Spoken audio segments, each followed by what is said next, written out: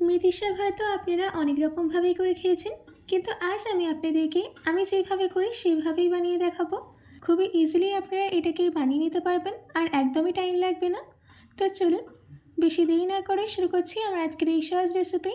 নমস্কার, আমি বিনু, কুক বিনুতে আপনাদের সবাইকে স্বাগত।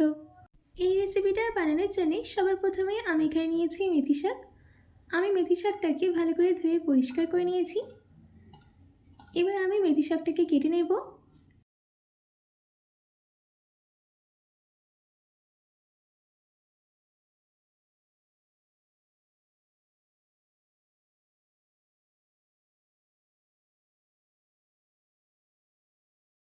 আমাদের এখানে সব মেথি শাকগুলো কেটে নেওয়া হয়ে গেছে। এইদিকে একটা বড় সাইজের বেগুন কেটে ধুয়ে নিয়েছি। এবার চলে যাচ্ছি রান্নাতে। তার জন্য আমি কড়াইতে দিয়ে দিচ্ছি 5 চামচ সর্ষের তেল। তেল সম্পূর্ণ গরম হয়ে গেলে দিয়ে দিতে হবে কেটে রাখা বেগুন। এবার এই বেগুনের মধ্যে অ্যাড করে দিচ্ছি হাফ চামচ হলুদ গুঁড়ো, হাফ চামচ নুন। হলুদ আর নুনটাকে বেগুনের সাথে ভালো করে মিশিয়ে নিতে হবে। আর গ্যাসের ফ্লেমটাকে মিডিয়ামে রেখে বেগুনটাকে ততক্ষণ ভেজে নেব যতক্ষণ না বেগুনটা নরম হয়ে যায়।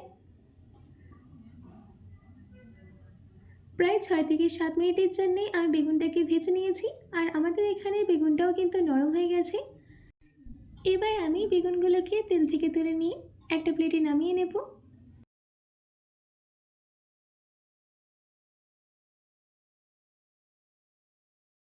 আমাদের এখানে সব বেগুনগুলো তুলে নেওয়া হয়ে গেছে। এবার আমি এই তেলের মধ্যেই অ্যাড করে দিচ্ছি 3 চামচ সর্ষের তেল। তেল গরম হয়ে গেলে দিয়ে দিতে হবে হাফ চামচ সর্ষে, 1/4 টেবিল স্পুন জিরে, দিচ্ছি 3টে শুকনো লঙ্কা। জিরে, সর্ষে আর শুকনো লঙ্কার ফ্লেভারটা তেলের মধ্যেই চলে গেলে দিয়ে দিতে হবে 15 কোয়া রসুন। আমি রসুনগুলোকে আমানদিস্তায় থেতো করে নিয়েছিলাম।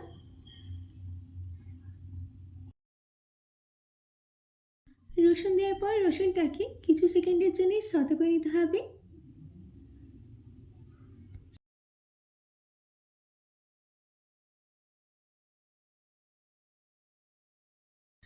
আমাদের এখানে রসুনটা সতে করে নেওয়া হয়ে গেছে।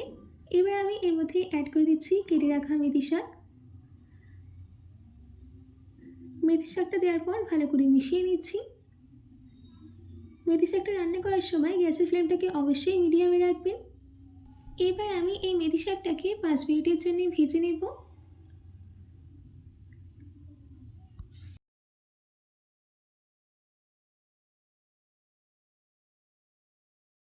আমাদের এখানে 5 মিনিট হয়ে গেছে আর মেথি শাকটাও ভেজে নেওয়া হয়ে গেছে। এবার আমি এর মধ্যে অ্যাড করে দিচ্ছি হাফ চামচ নুন। নুনটা দেওয়ার পর ভালো করে মিশিয়ে নিচ্ছি।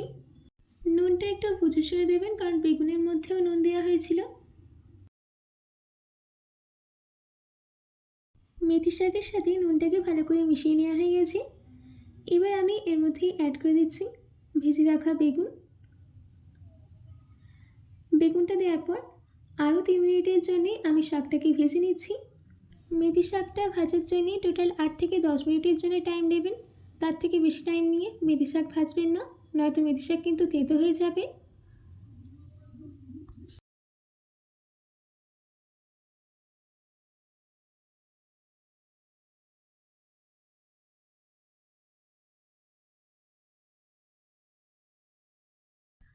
আমাদের এখানে মেথি শাক ভেজে নেওয়া হয়ে গেছে। টোটাল মেথি শাকটাকে ভেজে নিয়েছি 8 মিনিট। এবার আমি গ্যাসের ফ্লেমটাকে অফ করে দিয়ে নামিয়ে নেব।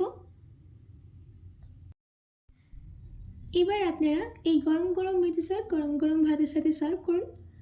এই মেথি শাকের ভাজাটা যেভাবে আমি করলাম আপনারা অবশ্যই এইভাবেই করবেন, দারুণ খেতে লাগবে কিন্তু। তো আজকের মতো এইটুকু, আবার দেখা হচ্ছে অন্য কোনো রেসিপি নিয়ে। ভালো থাকবেন, সুস্থ থাকবেন।